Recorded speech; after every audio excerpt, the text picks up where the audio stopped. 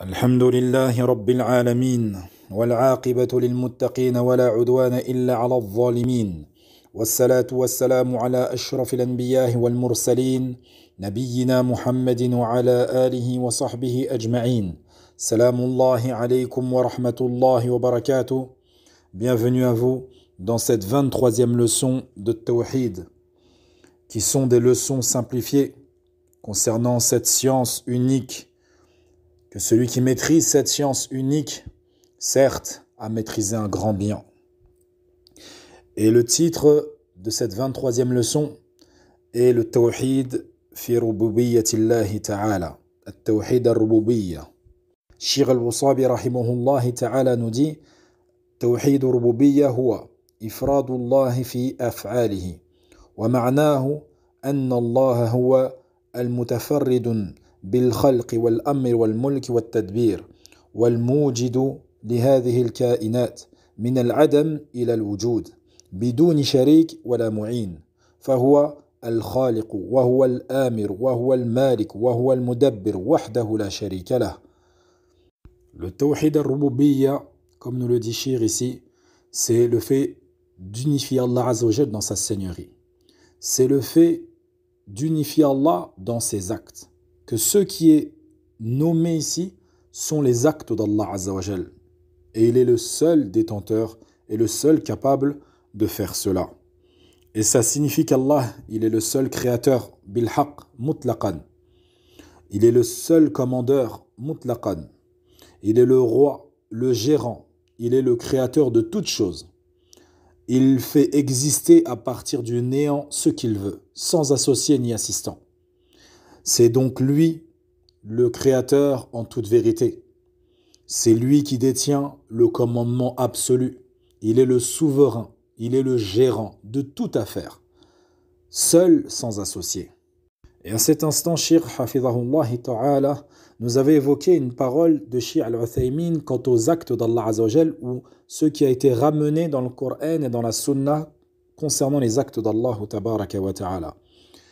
Et qu'il était le seul sans associé à pouvoir accomplir. Et il dit, rahimahullah, Shir al-Uthaymin, pour simplifier toutes ces actions qui ont été nommées ici, il dit qu'ils sont tous la continuité de trois actions, trois actes qui appartiennent à Allah seul, sans associé. La première, c'est al-Khalq, c'est-à-dire que c'est Allah le créateur. Le second, c'est al-Mulk. Il est le roi par excellence. Et le troisième, At-Tadbir. Il est le gérant de la création tout entière.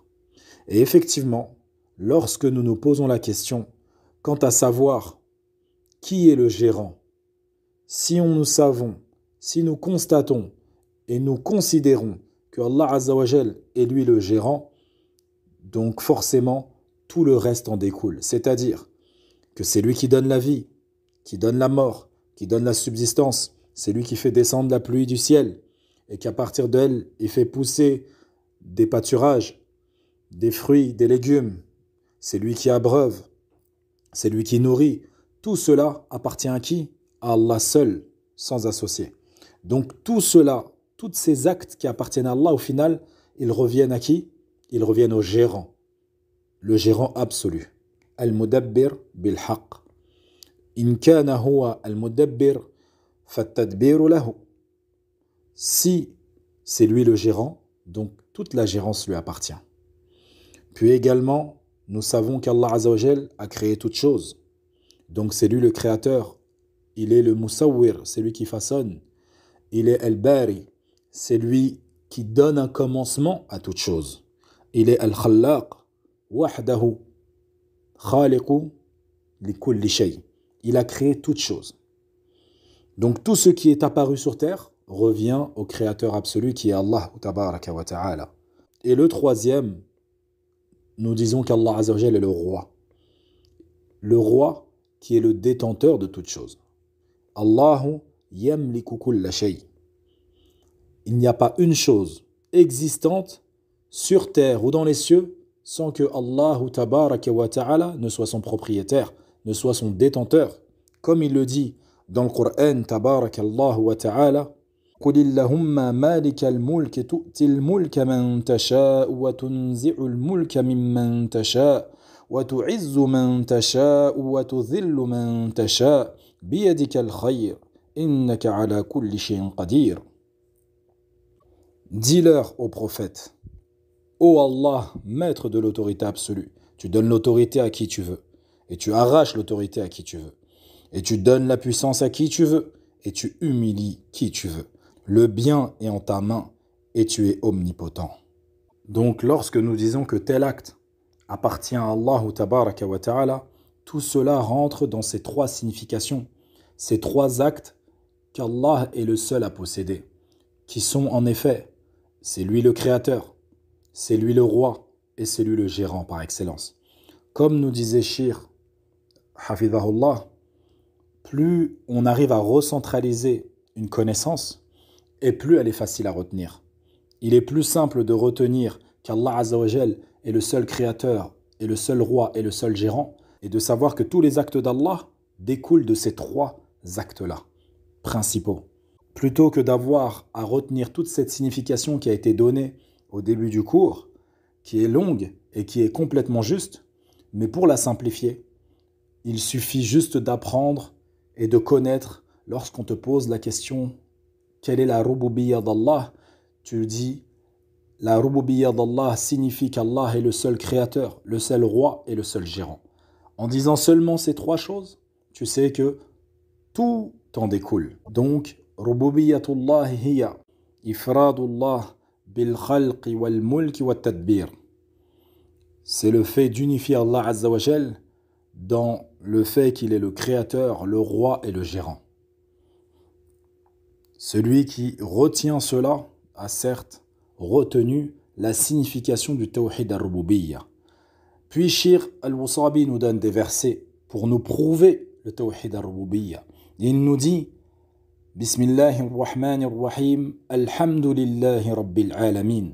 La louange est à Allah, le Seigneur de l'univers. Et ce verset est venu à différents endroits dans le Coran, notamment à 6 endroits différents. Dans Surat al-Fatiha, dans Surat al-An'am, verset 45, dans Surat Yunus, verset 10, dans Surat al-Saffat, verset 182, et dans Surat al-Zumar, verset 75, et pour finir, dans Surat al-Ghafir, verset 65. Puis il nous donne un autre verset où Allah Azza wa Jal il dit Inna rabbakumullahu alladhi khalaqa as-samawati wal ard fi sittati ayyamin thumma istawa 'ala al-'arsh yughshi al-layla an-nahara yatlubuhu hathithan wash-shamsa wal-qamara wan-nujuma musakharati bi amrihi ala lahu al-khalq wal-amr tabarakallahu rabbul 'alamin. Donc ala lahu al-khalq wal-amr tabarakallahu rabbul 'alamin. Votre Seigneur est Allah qui a créé les cieux et la terre en 6 jours, puis s'est élevé, istawa, sur le trône. Il couvre le jour de la nuit qui poursuit celui-ci sans arrêt.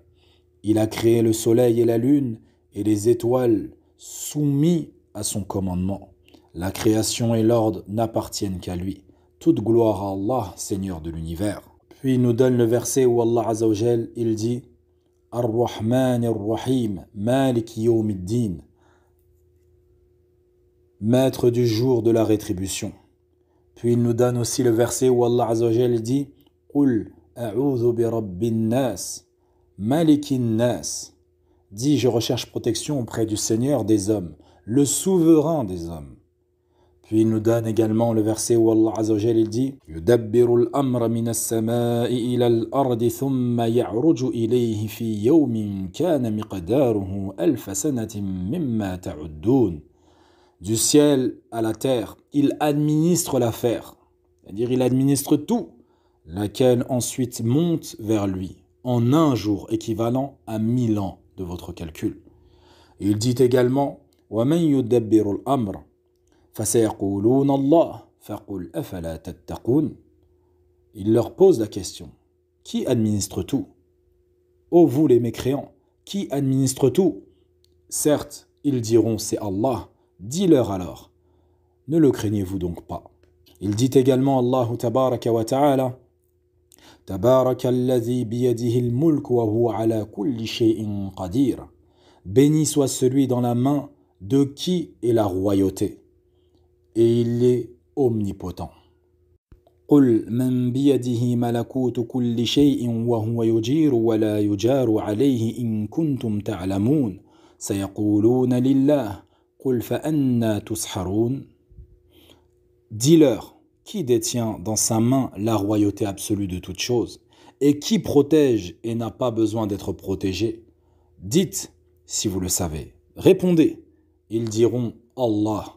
Dis-leur, ô prophète d'Allah, comment donc se fait-il que vous soyez ensorcelés au point de ne pas croire en lui? Allahu Akbar.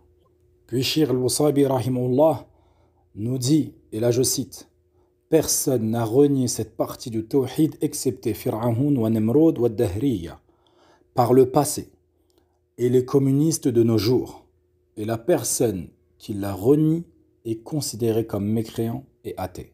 Et pour revenir sur le verset qui se trouve dans Surat Al-A'raf, lorsque Allah nous dit Inna rabbakumullahu alladhi khalaqa as-samawati wal arda fi sittati ayyamin thumma istawa 'ala al-'arsh ila akhirih.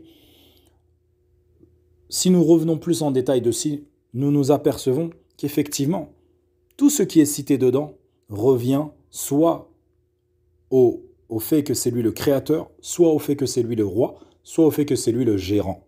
Lorsqu'il nous dit « Votre Seigneur est Allah, qui a créé les cieux et la terre », ça revient au fait que c'est lui le créateur. En 6 jours, puis s'est élevé, istawa, sur le trône. Il couvre le jour de la nuit qui poursuit celui-ci sans arrêt. C'est-à-dire qu'il gère tout cela. Puis il nous dit « Il a créé le soleil, la lune et les étoiles ». Donc c'est lui le créateur. Soumis à son commandement. Donc, il possède, il est le roi de cela. Et il le gère en même temps. La création et l'ordre n'appartiennent qu'à lui. Donc, la création, il est le créateur. L'ordre, c'est le fait de gérer tout cela, n'appartiennent qu'à lui. Donc, il est le roi. Yamliku dhalik. Il possède cela. Toute gloire à Allah, Seigneur de l'univers. فنكتفي بهذا القدر وسبحانك اللهم وبحمدك وأشهد أن لا إله إلا أنت وأستغفرك وأتوب إليك فبارك الله فيكم والسلام عليكم ورحمة الله وبركاته.